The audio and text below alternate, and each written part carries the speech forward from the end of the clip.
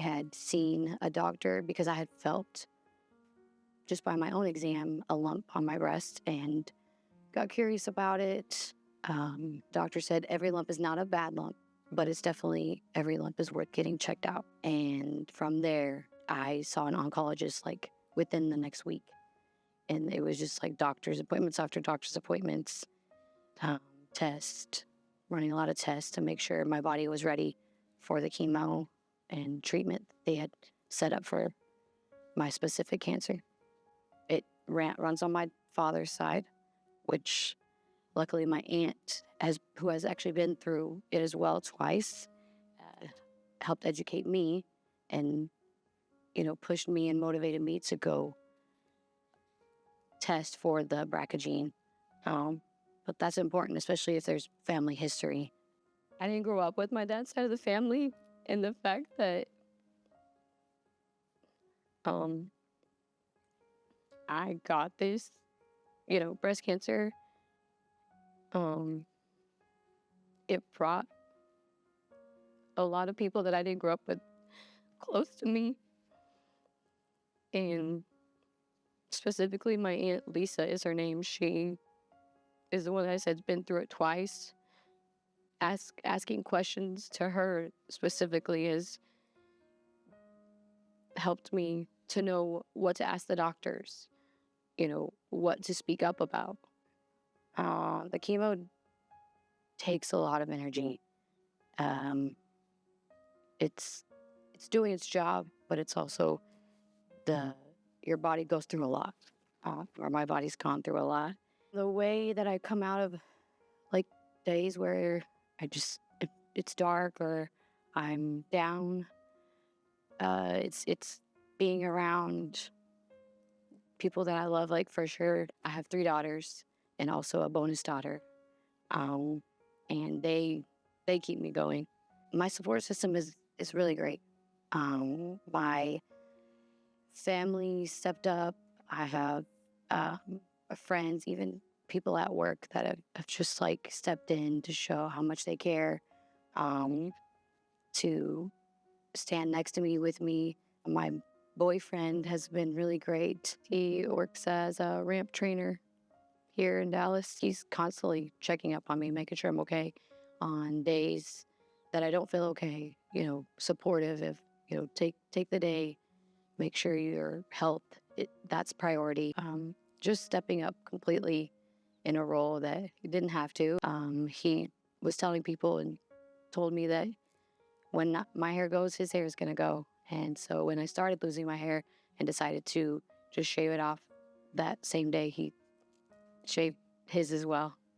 Best way that I get past asking for help is just talking about how I feel and how I care, how my daughters feel too, because it's not just me going through it, it's them with me. I'll have people text me from work that check up on me, and then when I do go back, I feel like, everybody's making sure I'm okay. They stepped up and supported me as well, financially. There's a girl that she has a team that runs with the Susan G. Komen, and her team got together, gave me a blanket, and financially supported me as well, which that's just a reminder of like not being alone. And, it isn't cheap.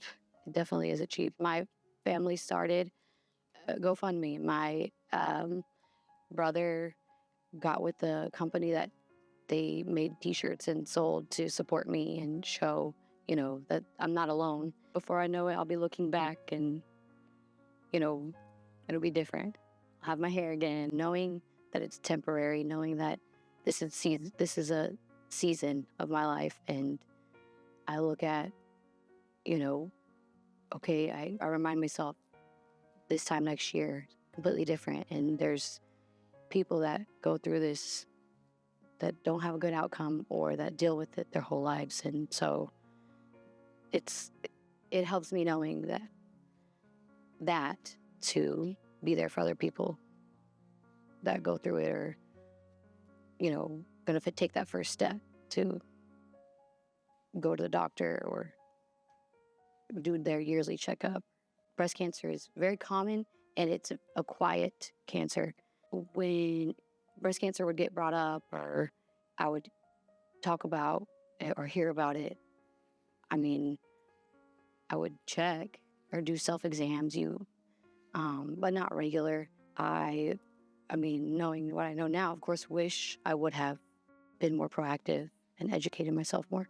On good days and bad, I have to remind myself, like, I'm in charge, not the cancer. And I'm definitely not going to let it beat me or get me down or keep me down, for sure.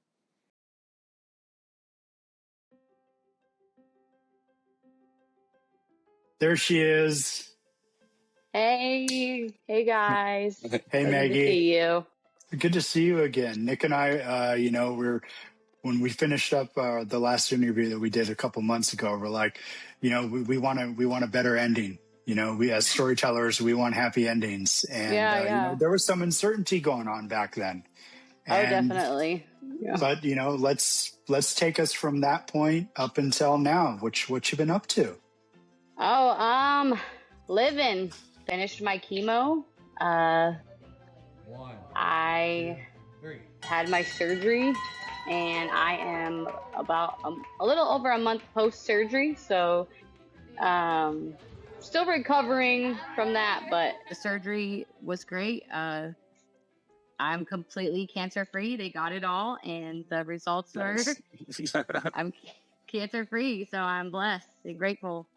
That is exactly what we wanted to hear. And our goal for this whole thing was just, be with you throughout this process and just, just keep tabs on one of our sisters. And hopefully, if one of our members sees this and goes out there and just exercises more self-care, then, we did our job.